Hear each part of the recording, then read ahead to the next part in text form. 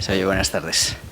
Bueno, disculpad que llego jadeante un poquito tarde y no tenemos a nuestro presentador habitual, José María, así que seguro que no lo hago tan bien como él, pero trataré de haceros la presentación de Eugenio Livinenko, que es engastador de joyería. Su conferencia, perdonad, pero no me lo he preparado, pero el engastado de la joyería, claro, está aquí en letras grandísimas. La sinopsis de esta conferencia pues es los tipos de engaste, nos va a explicar los tipos de engaste utilizados hoy en día en la joyería, las técnicas de engaste, la evolución del engaste de tiempos pasados a la actual, las diversas tecnologías modernas de engastado y cuál es el futuro del engaste, ¿no? En cuanto a Eugenio, os puedo decir pues que, bueno, es ruso, pero no lo pone aquí. ¿De dónde eres, Eugenio? Grande, tío. De los Urales, nada más y nada menos. Con lo cual, pues bueno, pues tenemos aquí un ejemplar peculiar de los Urales, pero como podéis ver, habla perfectamente español. Casado, nació en el 12 de julio del 75. Estudió durante 2 años engastado y microengastado de joyería y realizó prácticas también durante estos 2 años en talleres de engastado y microengastado. Desde hace 10 años tiene su propio taller y desde hace 6 años imparte clases particulares de engastado. En 2006 fundó la Escuela de Engastado Elite, aquí en Madrid, donde imparte las clases hasta la actualidad. Empresas para las que ha realizado trabajos y sigue realizando, aquí ha realizado, pero sigue realizando, pues las principales del sector. Carrera, Cartier, Gregory, Neo, Pérez Fernández, Finarte, Alexandre y Llanes, por supuesto, también.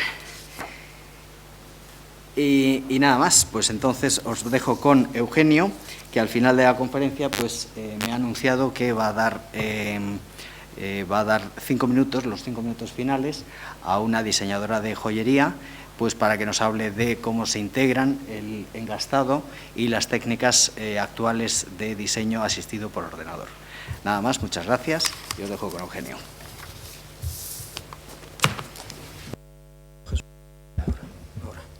Muchas gracias, Jesús. Hola, buenas tardes. ¿Cómo así te va? Sí, yo creo que sí. Bueno, vamos a hacer una breve introducción para conocer un poco mejor qué es exactamente el oficio de engastado y cuál es la historia de este oficio. En cuanto a la historia, podríamos...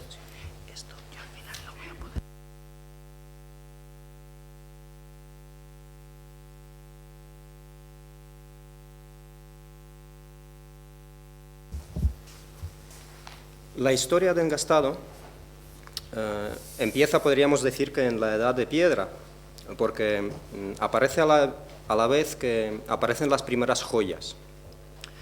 Conchas, dientes de animales, empiezan a ser perforadas y nacen los primeros collares. Podríamos decir que al principio es una técnica más bien de enfilado y posteriormente, con el paso del tiempo, se va convirtiendo en las técnicas de engastado. Hasta el siglo XVI la técnica va evolucionando y aproximadamente en el 1750 es donde empieza a nacer ya lo que comprendemos por el engastado de hoy en día. Se empiezan a engastar las primeras joyas, las primeras piedras talladas en cabujón. Al principio son técnicas muy sencillas, básicamente con el pegamento, se utilizan diferentes tipos de resina y poco a poco se va evolucionando al primer tipo de engaste que conocemos, que es la técnica de engaste en boquilla o en chatón, que es donde se engastan los primeros cabujones. A partir de ahí se va evolucionando hacia el año 1876, cuando Charles Tiffany inventa y populariza un tipo de engaste nuevo para aquel entonces. Ahí nace la garra.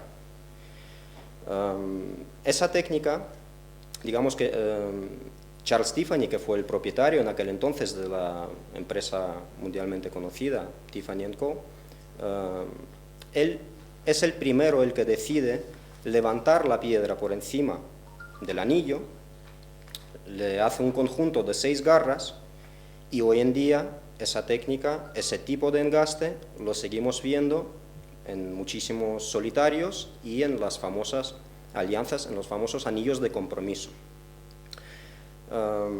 Más o menos en el mismo periodo de tiempo se desarrollan otros 2 tipos de engaste, que es el carril y el engaste en grano. El engaste en grano lo vamos a ver luego de una manera más detallada. Hacia el año aproximadamente 1915-1920 desarrolla en una técnica llamada pavé, que nace en Francia y es la empresa Cartier la que desarrolla esta técnica basándose un poco en la colocación de las piedras en las aceras, como podemos ver aquí en la Plaza Mayor, por ejemplo, de la misma manera que se colocaban las piedras en las calles, basándose en ese tipo de mosaico, en ese tipo de colocación de las piedras, intentan colocar las piedras preciosas de la misma manera para cubrir toda la superficie o parte de la superficie de una joya. Bien, pues hoy en día el oficio de engastado ha evolucionado hacia otras técnicas y otros tipos de engaste. Ahora mismo vamos a intentar hacer un breve recorrido por las técnicas que hoy en día se consideran clásicas, que como he dicho antes, es la boquilla, la garra, el grano y el carril, y vamos a ver otras técnicas que son las que podríamos decir son más modernas, las que han aparecido en los últimos 30-40 años. Vamos a ver de los tipos de engastado, los 4 primeros que ustedes pueden ver ahora mismo son los que ya hemos mencionado. Aparte de esto, pues las técnicas más modernas pueden ser el engaste a la italiana, que luego veremos en una fotografía un ejemplo claro de esa técnica, el engaste en tensión, el engaste invisible, y hablaremos también de otras técnicas. Vamos a empezar por el engastado en grano, que no fue el primero el que se inventó, el que se utilizó en la joyería. Lo que ocurre es que hoy en día es un tipo de engaste que aproximadamente abarca entre el 70 y el 80% de todas las piezas las que vemos en el escaparate de cualquier joyería. En este tipo de engastado en grano podemos diferenciar diferentes estilos. Uno, y el más básico, sería una banda, que es, como pueden apreciar, es una línea sobre la cual se colocan piedras del mismo tamaño, y la sujeción de estas piedras se produce mediante unas porciones de metal, esas bolitas de bola que el engastador saca de la propia superficie del metal, y ahí pueden ser pues, un número de granos diferente, desde 2 granos por cada piedra hasta 4 o 6 granos por cada piedra. Luego el pavé, que he mencionado antes, que ha sido la marca francesa Cartier la que ha estado evolucionando y en la que ha estado trabajando en este tipo de engaste. Aquí pueden ver el ejemplo de cómo se colocan las piedras prácticamente tocándose sin que haya absolutamente nada de espacio entre una piedra y otra, forman un mosaico perfecto, siempre existe la misma simetría, una perfecta estructura, siempre con 6 granos alrededor de cada piedra. Eso es el pavé clásico. Luego, obviamente, pues ha habido otros engastadores o otras empresas, marcas, que han introducido ciertos cambios, y podemos ver diferentes tipos de pavés existentes hoy en día. Pero digamos que el pavé clásico es este, lo voy a ampliar para que se vea bien. Este es el que tenemos aquí, ¿vale? Luego existe, aquí pueden ver otro ejemplo de una pieza engastada en pavé. Se observa perfectamente cómo la superficie está cubierta únicamente de piedras y de los granos, que son esas bolitas de metal que sujetan las piedras. Hay una técnica que se llama cuajado. Realmente para muchos es lo mismo que un pavé, y luego depende de si estamos hablando con un engastador o si estamos hablando con un profesional del sector. puede parecer lo mismo, pero no es exactamente lo mismo. Aquí ahora mismo estamos hablando de que el cuajado es como el pavé, con la pequeña diferencia de que no tiene la misma estructura, no tiene esa perfecta simetría. Digamos que el cuajado puede tener un número mayor de granos, puede tener cierta separación entre las piedras, aunque la finalidad de este tipo de engaste es prácticamente la misma que en un pavé, es cubrir toda la superficie de una joya o parte de esa superficie, cubrirla con piedras muy pequeñas con la apariencia de un pavé. Por último, dentro de este grupo de engastado en grano, quiero destacar este, que es el engaste que se realiza con cortes de brillo. Ese es el tipo de engaste más creativo. Es donde el engastador puede improvisar,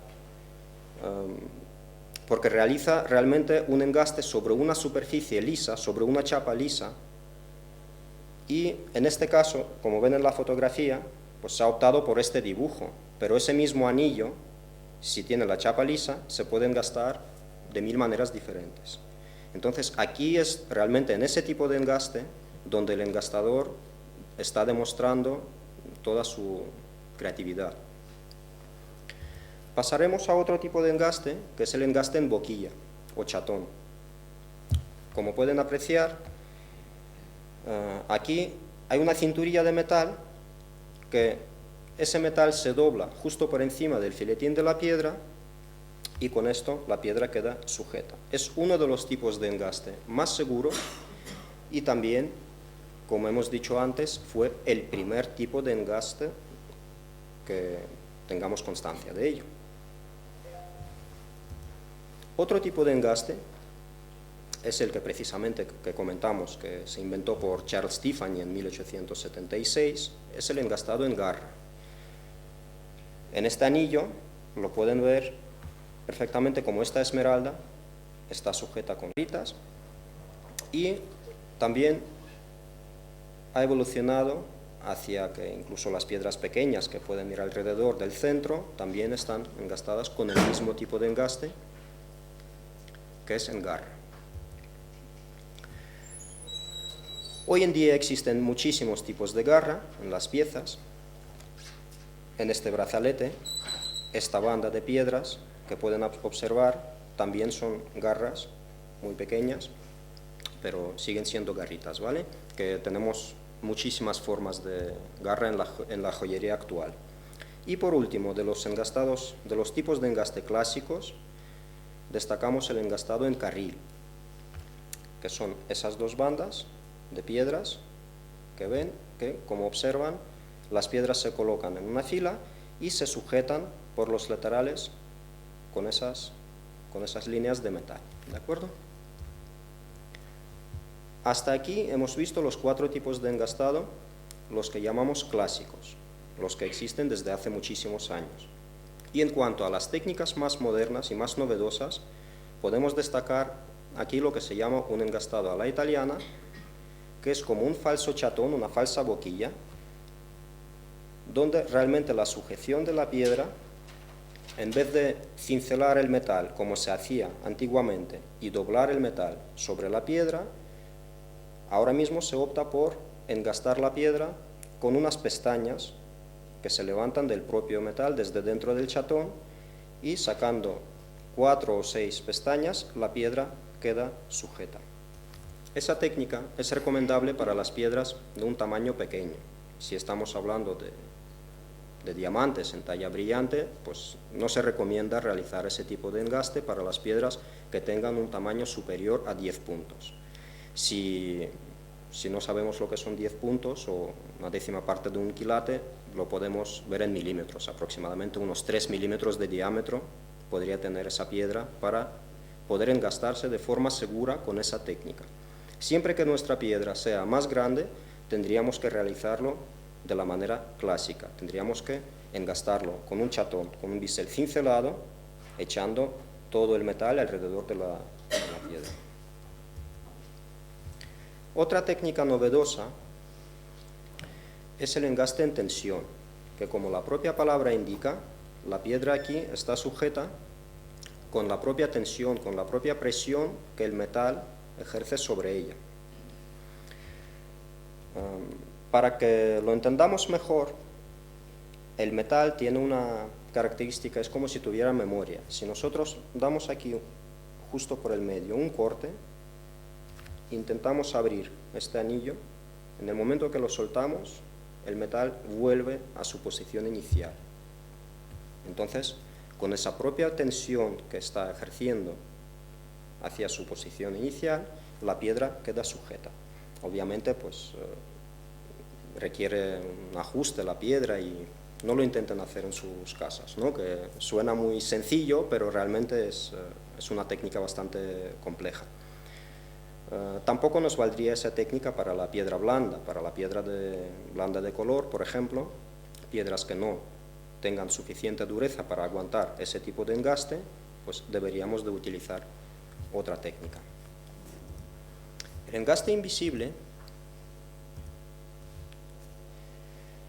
como pueden apreciar, es una técnica que se colocan las piedras de tal manera que cubren toda la superficie.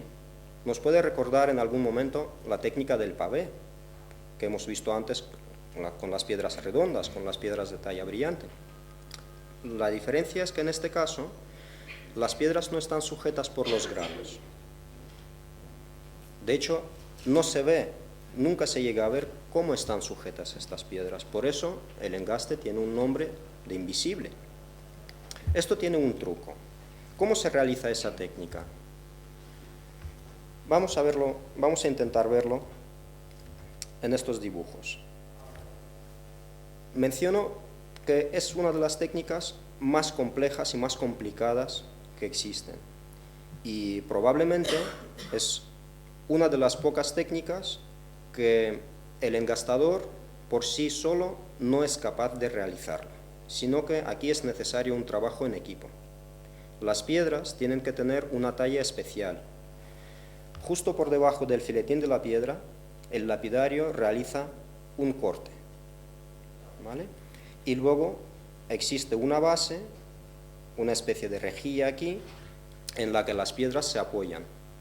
Por tanto, aquí tenemos que trabajar en conjunto con lapidarios y el diseño también tiene que ser apropiado para este tipo de engaste. Es una de las técnicas más complejas, más complicadas que existe y varias empresas han desarrollado esta técnica durante los últimos 50-60 años. Cada una ha optado por utilizar una técnica diferente y en mi propia opinión, si ustedes quieren ver los resultados, para mí una empresa que merece la pena ser mencionada para apreciar las auténticas maravillas y las auténticas obras de arte que hacen, la empresa se llama Van Cleef & Arpels. En mi opinión, son los engastes invisibles de lo más espectacular que podemos ver hoy en día. Ahora hablaremos un poco sobre las técnicas de engastado. Existe la técnica de engastado del método tradicional, que es como se lleva haciendo desde hace muchísimos años, el engaste tradicional que se realiza en astillera, y luego la técnica de microengastado que se realiza utilizando un poco las nuevas tecnologías, el microscopio o lupa binocular para trabajar con más precisión. ¿Cuál es la diferencia? En cuanto a engastar boquillas, garras o carriles, no existe ninguna diferencia aparentemente en cuanto al resultado final del trabajo, pero sí existe si hablamos del engaste en grano. Varía un poco la forma de trabajar desde el principio.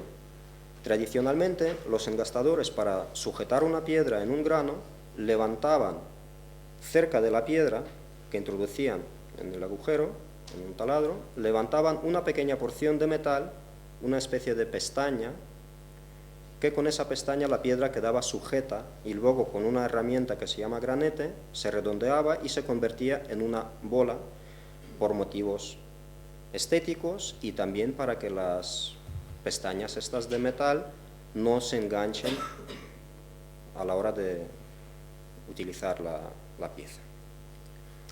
Y la técnica de microengastado se diferencia en que al contar con las tecnologías más modernas y al contar con una lupa binocular, nos permite trabajar de otra manera. No es necesario hoy en día levantar esa pestaña para convertirla en un grano, sino que se realizan una serie de cortes a través de los cuales se elimina todo el metal que nos sobra alrededor de la piedra, dejando únicamente una especie de garritas o tacos, unos pequeños taquitos, que con esos taquitos se sujeta la piedra. A continuación lo podremos ver mejor en una fotografía, que volveremos a ese tema. Las herramientas de engastado de hoy en día, en esta fotografía pueden ver aproximadamente cómo es el aspecto de una mesa de un engastador de hoy en día.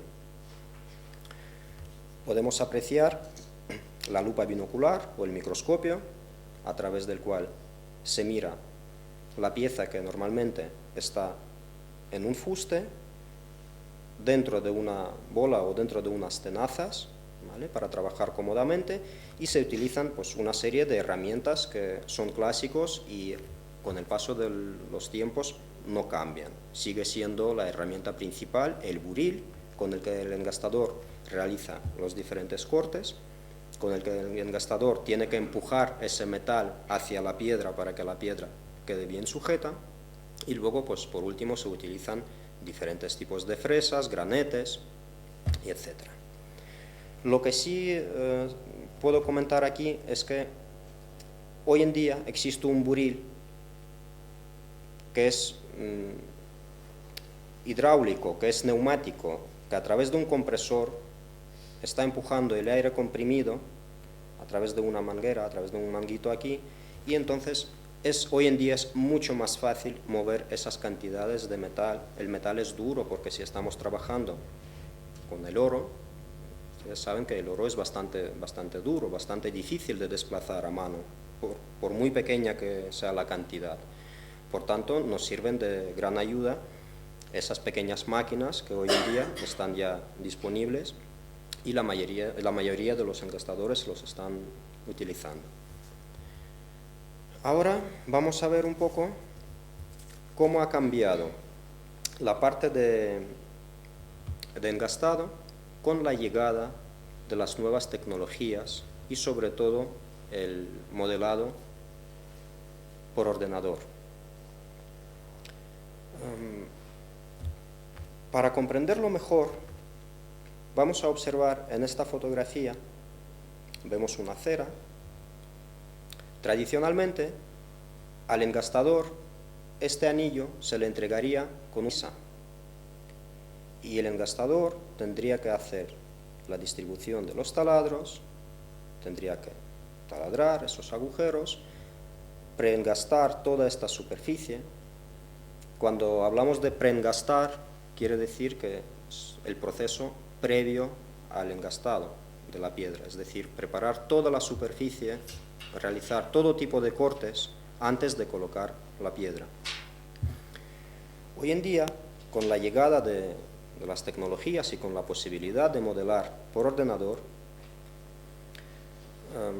la pieza casi siempre ya nos viene con la distribución hecha, con los taladros realizados, incluso con el preengaste completo. Podemos observar que aquí incluso tenemos esas bolitas que ya están hechas de antes. Por tanto, esto facilita muchísimo el trabajo del engastador.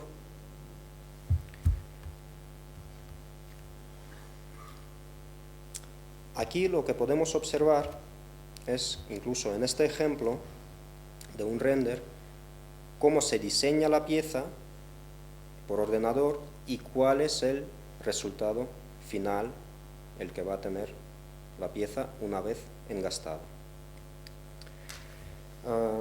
Hoy contamos con la colaboración de una diseñadora que ahora mismo la invito a que nos cuente su experiencia, porque quiero que nos comente un poquito cuál es la relación, la que vemos entre el engastado, y el modelado por ordenador, y sobre todo con qué dificultades se encuentra un diseñador a la hora de diseñar esas piezas. Así que les presento a Soraya Camacho, que nos va a contar un poco su experiencia.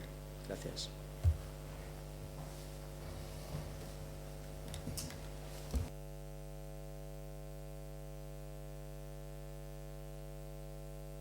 Buenas tardes, yo soy Soraya Camacho, soy joyera, soy diseñadora de joyas, pero también soy modeladora 3D. Y bueno, pues realmente yo llegué a Eugenio porque trabajando, o sea, en el trabajo de joyero, pues como bien ha dicho Eugenio antes, el joyero prepara la pieza y prepara la chapa de engaste.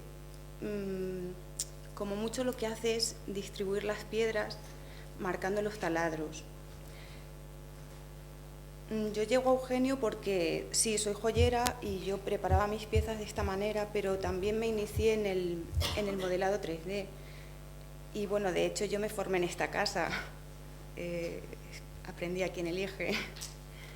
Lo que pasa es que bueno, tú te enfrentas a un trabajo real, tienes tus clientes y hay clientes que trabajan de manera tradicional, quieren bueno, pues que sus piezas tengan un acabado bien... No se me oye bien, perdón.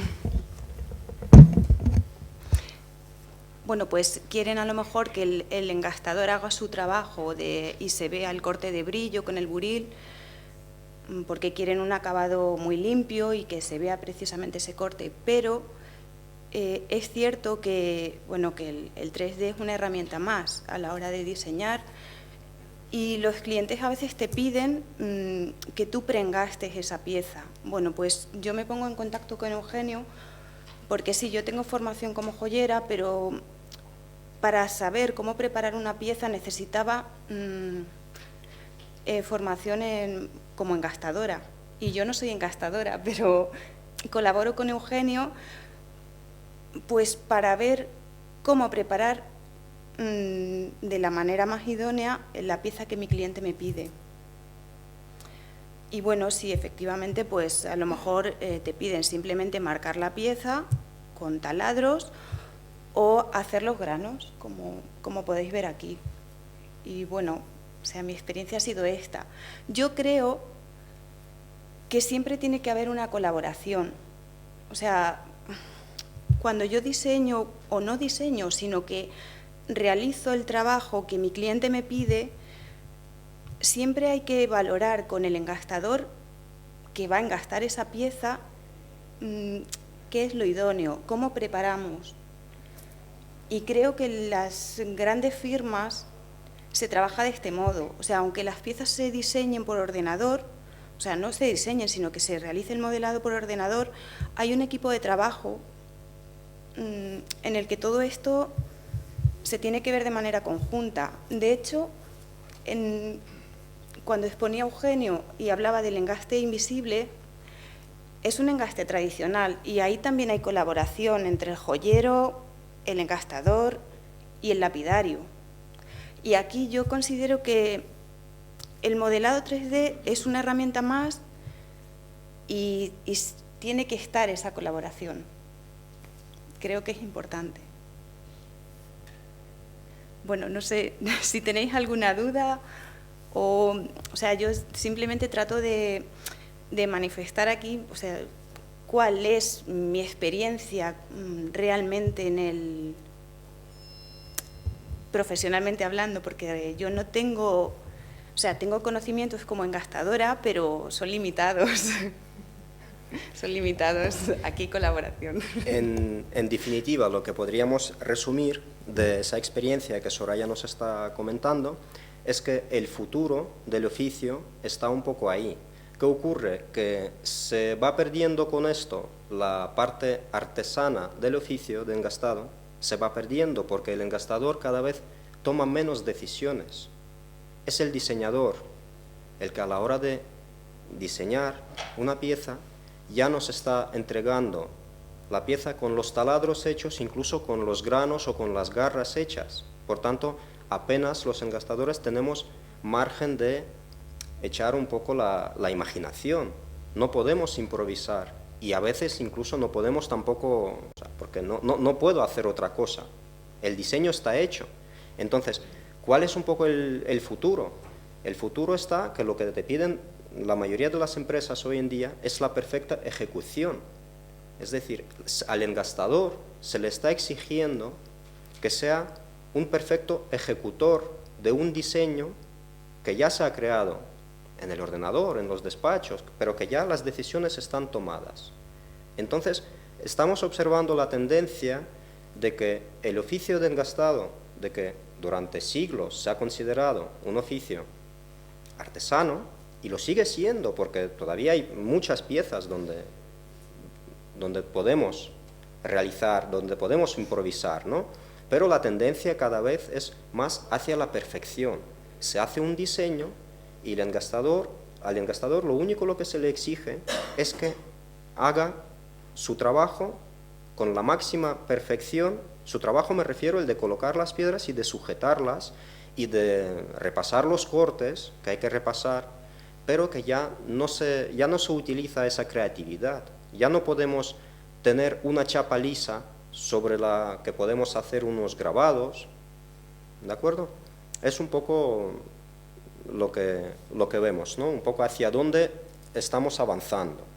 Y a la vez destacar la importancia de la formación también por parte de los diseñadores, porque ellos a la hora de diseñar esas obras maestras, esas joyas fantásticas y maravillosas que cada vez son más perfectas y más complejas, que muchas veces crear una pieza así a mano cuesta mucho trabajo, incluso podría llegar a ser imposible.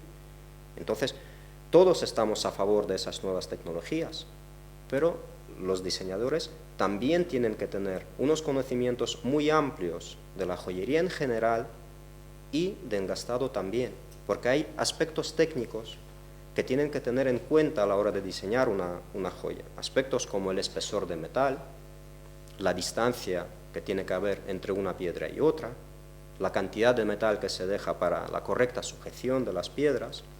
Por tanto, en definitiva, ahora mismo estamos en una situación que tenemos que trabajar en equipo o disponer de unos conocimientos amplios que no nos sirve limitarnos a los conocimientos de engastado. Tenemos que seguir formándonos, tenemos que aceptar esas tecnologías, tenemos que tener conocimientos de diseño, tenemos que tener conocimientos de gemología, de joyería, de la fabricación de joyería en general. De la misma manera que un diseñador no se puede limitar solamente a lo que es la profesión o a un curso de diseño. Tiene que seguir formándose, porque lo que ocurre es que esos sectores se están cruzando entre sí. Y para una correcta realización, para crear una joya de verdad, una gran joya, hace falta disponer de una serie de conocimientos que abarca diferentes sectores o trabajar en equipo, como Soraya antes había comentado. Si alguno de ustedes tiene alguna pregunta que hacer, tanto a mí como a Soraya, sí, Laura o Enrique. Laura. ¿El engaste en tensión es igual de seguro que el engaste en garras? Bien, una pregunta muy interesante. El engaste en tensión es seguro siempre que se cumplan ciertos requisitos. Normalmente la cantidad de metal que tiene que ejercer esa presión tiene que cumplir con unos mínimos. Es decir, es un tipo de engaste que jamás podríamos realizar con un alambre, con un hilo muy fino, porque tiene que ejercer bastante presión sobre la piedra. Por tanto, si la pieza es voluminosa, si estamos hablando de un anillo con suficiente metal para que se esté produciendo esa tensión, siempre es seguro. En cambio, también, no lo he mencionado antes, como tampoco he mencionado muchas cosas, porque desgraciadamente estamos muy limitados con el tiempo, existe un engaste en tensión falso. De alguna manera, lo podríamos buscar aquí para que se entienda mejor.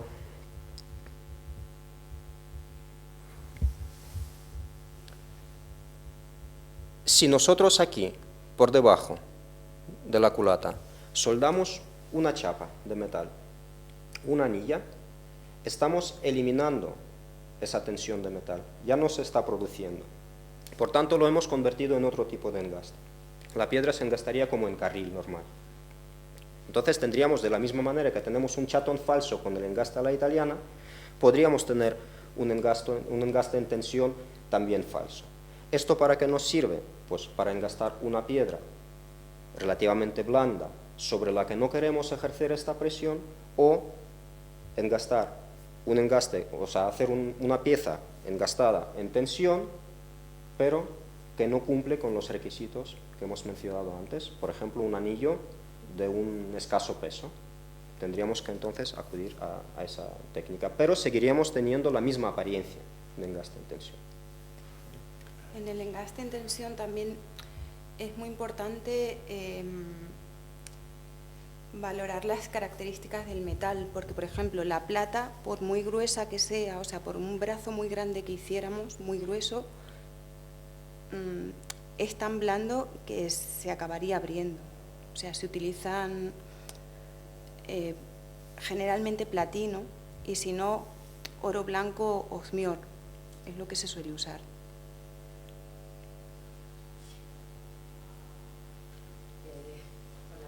Hola. Yo te quería preguntar, bueno, y dejando muy claro que yo estoy muy a favor de las nuevas tecnologías, que me encanta el ordenador y creo que es una herramienta estupenda. Tú has mencionado una cosa muy importante, que es necesario que la persona que modela tenga cierta formación de joyería para que a ti te entre una pieza correctamente diseñada para que pueda ser engastada. ¿Te has encontrado alguna vez con alguna pieza prototipada que te dé guerra, que digas, joder, no me dejo alguna entre piedras, me dejo las garras muy cortas, que digas, madre mía? Sí, gracias por tu pregunta. Guerra no, guerra nuclear. ¿De verdad? Sí, y una vez no, muchas veces. Por eso insisto en la formación, pero no solamente para las personas que diseñan, o sea, la formación para todos, para los joyeros, para que tengan conocimientos de diseño, que tengan conocimientos de engastado, engastadores que tengan conocimientos de gemología, que tengan conocimientos de joyería. Es que hoy en día el mercado sabemos cómo está, entonces cada vez tenemos que ser más competitivos. ¿Cómo somos más competitivos? Ampliando nuestros conocimientos a través de la formación, y además tiene que ser una formación constante, porque las tecnologías aparecen, avanzan. Cada año o cada 5 años tenemos cambios bastante importantes en el sector. Entonces, bueno, pues ya yendo un poco más hacia tu pregunta, por supuesto que hay muchas piezas que se han tenido que echar para atrás, devolverlas, porque es totalmente imposible realizar el engaste, ya sea porque no cumplen con cosas tan básicas como cualquier joyero debe de conocer, como el espesor de metal, por ejemplo, sin ir más lejos. No se puede fabricar una chapa con un espesor de 0,5 en milímetros y pretender realizar un pavé sobre esta superficie. Cualquier joyero profesional lo sabe. ¿Qué ocurre? Muchos diseñadores, porque les falta conocimientos de joyería, desconocen cosas tan básicas, se producen errores, por tanto se pierden muchas horas de trabajo y la pieza al final no puede terminarse y tiene que empezar de cero prácticamente para corregirlo. Me gustaría puntualizar algo. Es que yo creo que estamos confundiendo un término, ¿no? O sea, diseñar, o sea, llamamos modelar por ordenador a diseñar. Yo creo que tanto sea por ordenador o sea a mano, realizar una pieza es una cosa y otra cosa es diseñar. Diseñar no es solamente tener en cuenta factores estéticos, sino técnicos, ergonómicos.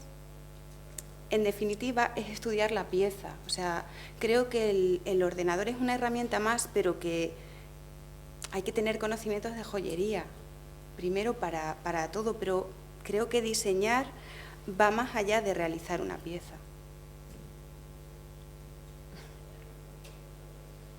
Te quería preguntar, bajando ya al estadio del artesano, ¿seguís usando fuste y seguís trabajando como laca?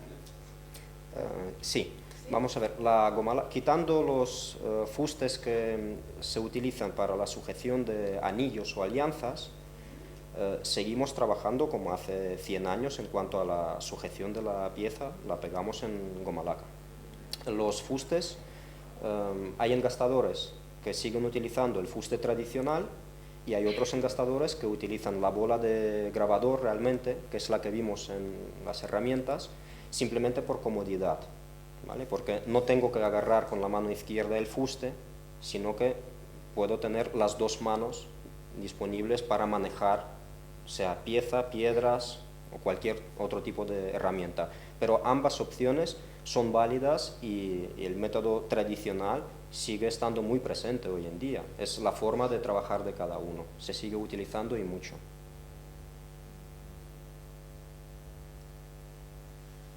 ¿Más preguntas? En las tallas fantasías, ¿cómo se enfrenta el engastador ante una piedra que tiene formas irregulares y desconocidas habitualmente? Bien, pues ese tipo de tallas está limitado a unos determinados tipos de engaste. Por tanto, si se respeta ese factor, no presenta ninguna dificultad. Una piedra con una talla fantasía, por muy rara, por muy extraña que nos parezca, de entrada no se puede engastar, por ejemplo, en grano. Pero si el joyero realiza una boquilla con esa forma, el engastador no tiene absolutamente ningún problema para llevarlo a cabo, el engastado. Igual que si se diseña una pieza y se funde luego la cera diseñada previamente por el ordenador, sabiendo perfectamente cuáles son las dimensiones y las características de esa gema, no tenemos ningún problema. Perdona, ¿los chinos y los indios también están utilizando este tipo de engaste o ellos Están utilizando, el engaste es una cosa universal. En todos los países del mundo se trabaja igual. La diferencia es que en China se trabajan 16 horas y se trabaja más rápido. Por lo demás es lo mismo. Muchas veces la calidad no es la misma. Por la forma de trabajar de determinadas empresas asiáticas, no generalicemos, que hay profesionales buenísimos en todos los países y China no es una excepción. Digo un poco lo que hemos visto, lo que podemos ver en el mercado, ¿no? Muchas veces las piezas asiáticas nos da la sensación de que no tienen la misma calidad que una joya hecha por un profesional aquí, pero es un concepto también un poco relativo. Pero sí, efectivamente, utilizan exactamente los mismos tipos de engaste y exactamente las mismas herramientas y las mismas técnicas. ¿Qué porcentaje supone sobre el precio final el engastado de una pieza?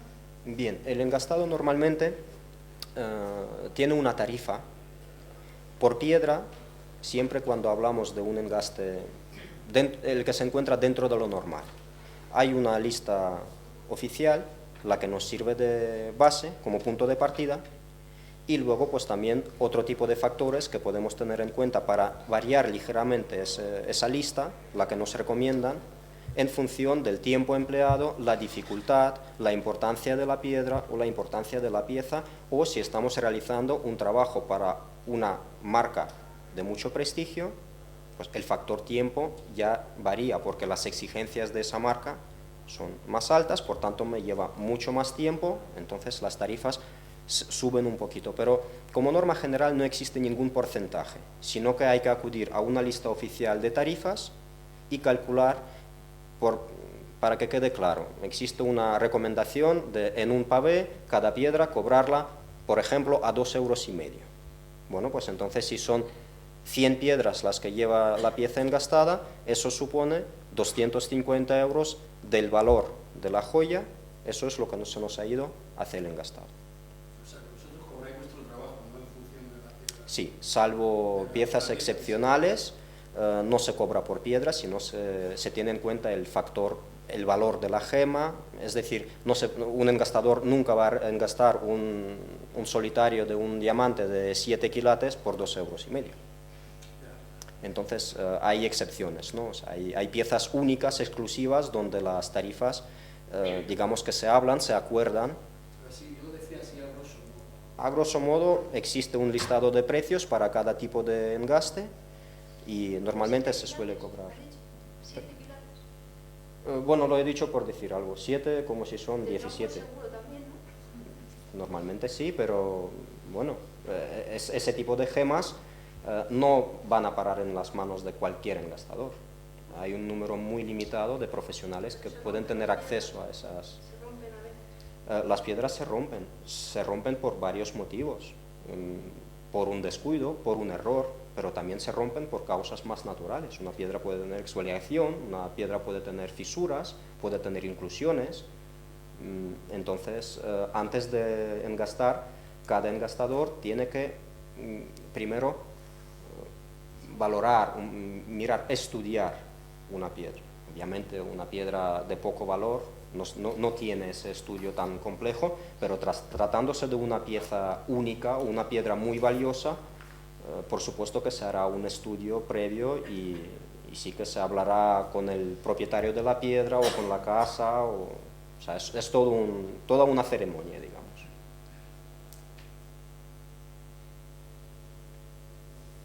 ¿Más cosas?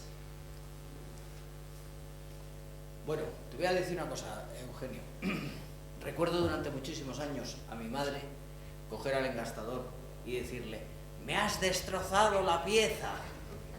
Y entonces yo no entendía nada, yo era muy joven, y no tan joven porque la he escuchado. Antiguamente, esto que nos ha contado Eugenio era absolutamente, antiguamente, hace no tantos años, esto era absolutamente así. Un engastador antes hacía que una pieza de joyería fuera una auténtica joya o fuera un auténtico desastre. Como nos ha explicado excelentemente Eugenio en su ponencia, hoy día, desgraciadamente, ese componente artístico, los engastadores no pueden realizarlo porque viene realizado todo desde el área de diseño. Y, como nos ha explicado excelentemente, pues el engastador se puede limitar exclusivamente a realizar su trabajo con mayor o menor perfección. Y bueno, esto es así, pero no todo el mundo trabaja el nivel de calidad que trabaja Eugenio, que es un nivel de calidad, yo os puedo decir que máximo, es un extraordinario profesional. Me alegro mucho, además, de haber tenido estos dos excelentes ponentes porque, claro, es que han hablado fenomenal de la formación, o sea, de verdad que yo no les he dicho ni palabra, y lo importante de la formación, y es así, efectivamente, ¿no? Así que muchísimas gracias a ambos, sois bienvenidos en esta casa siempre, y bueno, pues hasta el próximo día.